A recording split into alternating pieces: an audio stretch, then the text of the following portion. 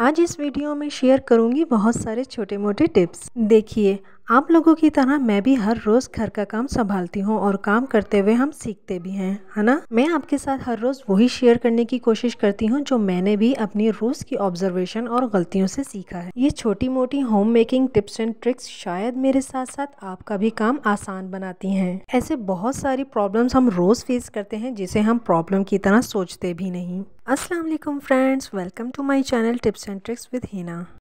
जैसे कि ये दूध की पतीली, जब भी हम पतीली में दूध गर्म करते हैं तो दूध गर्म करने के बाद पतीली की सरफेस पे ये इस तरह से एक लेयर जम जाती है दूध की।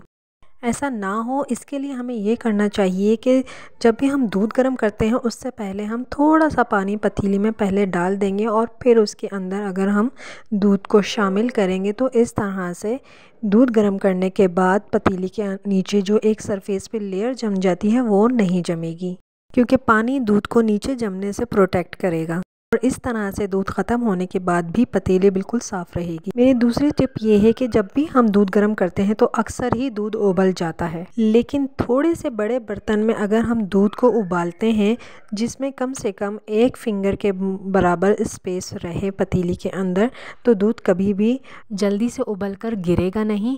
और दूसरा ये कि हमेशा दूध को हल्की आंच पर उबाला करें। इस तरह से आप बिल्कुल टेंशन फ्री हो जाएंगी और आप आसानी से अपने बाकी के काम कर सकेंगी। टिप नंबर 3 ये है कि ट्रे को जब भी हम काउंटर टॉप पर इस तरह से रखते हैं तो ये बार बार स्लिप होके गिरती रहती हैं, कभी भी ये इस तरह से खड़ी नहीं रह पाती और बर्तनों के स्टैंड में ये ठीक से अरेंज हो नहीं पाती। अगर आप चाहते हैं कि ये बिल्कुल हैंडी रहे, काउंटर टॉप पर रखें आप इसे, तो इसके लिए एक ज़बरदस्त सा ऑर्गेनाइज़र बताती हूँ आपको। के लिए हमें एक रेक्टेंगुलर शेप का बड़ा सा बॉक्स चाहिए होगा। अगर वो नहीं है तो इस तरह के छोटे बॉक्सेस से भी हमारा काम हो जाएगा। तो इस तरह से इसको मैं सिंपली कट कर लूँगी आगे पीछे से और ऊपर की एक लेयर इसकी कट कर दी मैंने, तो ये मेरे पास कुछ इस तरह का आ गया। क्योंकि ये हल्की क्वालिटी का बॉक्स था तो मुझे इसको इस तरह से फोल्ड करना पड़ा। अदरवाइज़ अगर थोड़ा सा कड़क यानी कि थिक क्वालिटी का, अच्छी क्वालिटी का बॉक्स होगा तो हमें उसको फ़ोल्ड नहीं करना पड़ेगा। और इसकी लेंथ भी ज़्यादा थी तो इसलिए भी मैंने इसको फ़ोल्ड कर दिया और टेप लगा दिया। बस सिंपल इतना ही करना था इसके साथ। आप इस छोटे से ऑर्गेनाइज़र में सारी ट्रे को अरेंज कर देंगे और इस तरह से ट्रे स्लिप भी नहीं होंगी। इसको आप कैबिनेट में भी रख सकते हैं अपनी प्लेट्स को अरेंज करने के लिए। टिप नंबर 4 ये है कि रोटियां बनाते हुए हम रोटियों को गर्म रखने के लिए हॉट पॉट में रखते हैं और इसी तरह से उसका लिड लगाते हैं और रोटी बना बना के इसमें रखते रहते हैं। ऐसा हमें नहीं करना चाहिए। वो इसलिए कि जब भी हम रोटियां बनाते हैं ना तो गरम गरम रोटियां रखने की वजह से लिड के ऊपर स्टीम आ जाती है, तो उसका पानी फिर रोटियों के ऊपर गिरता रहता है और रोटियां गीली हो जाती हैं।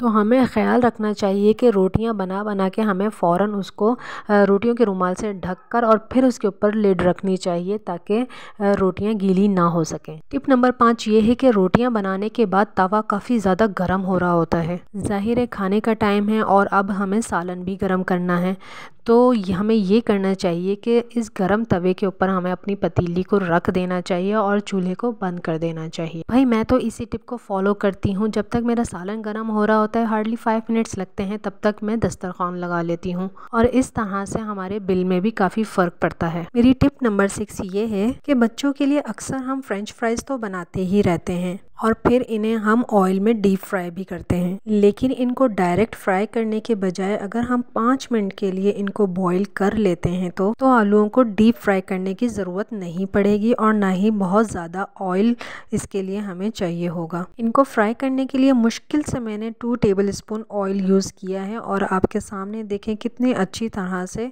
ये फ्रेंच फ्राइज़ रेडी भी हो गए। टिप नंबर 7 ये है कि कुछ भी फ्राई करने के बाद पैन या कढ़ाई बहुत ज़्यादा ग्रीजी हो जाता है। अगर हम इसे ऐसे ही छोड़ देने के बजाय उसी वक्त वॉश कर लें तो एक तो गर्म होने की वजह से हम इसके अंदर पानी डालते हैं तो उसी वक्त इसका ऑयल ख़त्म हो जाएगा, तो गर्म बर्तन को धोने से बहुत जल्दी वो क्लीन हो जाता है। और दूसरा ये कि गर्म बर्तन को धोने से उस पर शाइन बहुत अच्छी आती है। पैन की हालत को थोड़ा इग्नोर कीजिएगा, किसी रीज़न की वजह से ये ख़राब हो चुका है। टिप नंबर 8 ये है कि जब भी हम बाज़ार से सब्जियां मंगवाते हैं ना, और अगर आप सब्जियों में बहुत ज़्यादा धनिया मंगा लेते हैं तो धनिया को किस तरह से स्टोर किया जाए कि वो ज़्यादा दिन चल जाए। यहाँ मैंने अपना एक पुराना दुपट्टा पड़ा हुआ था साफ़ सुथरा, इसको कट कर लिया है आपको जो मुनासिब लगे आप वो ले सकते हैं। इसके लिए तो एक साफ़ सुथरा सा कपड़ा लेकर उसको हम गीला कर लेंगे और अच्छी तरह से इसको निचोड़ लेंगे और धनिए को भी अच्छी तरह से पानी में धो लेंगे सारे धनिए को। इस कपड़े में धनिए को अगर हम लपेट के रख देते हैं तो कम से कम 1 महीना तक हमारा धनिया बिल्कुल भी ख़राब नहीं होगा, बिल्कुल फ्रेश रहेगा जैसे आप अभी ताज़ा फ्रेश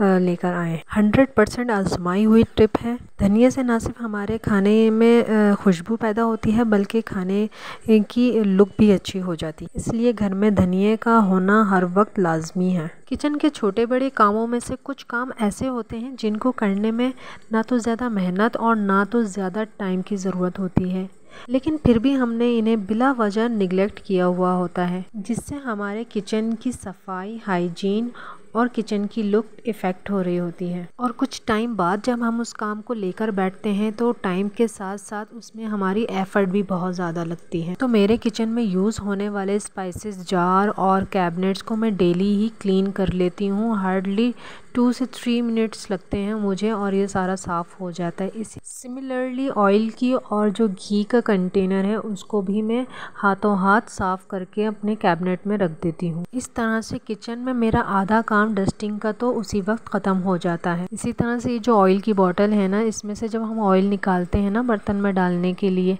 तो बॉटल के नोज़ल पर ना ऑयल लग जाता है और इस तरह से पूरी बॉटल ही ग्रीजी हो जाती है। हमारी बॉटल ग्रीजी ना हो इसके लिए मैं ये करती हूँ कि एक टिश्यू पेपर लेके उसको सेंटर से कट कर लेती हूँ। टिश्यू के सेंटर में एक होल सा आ गया।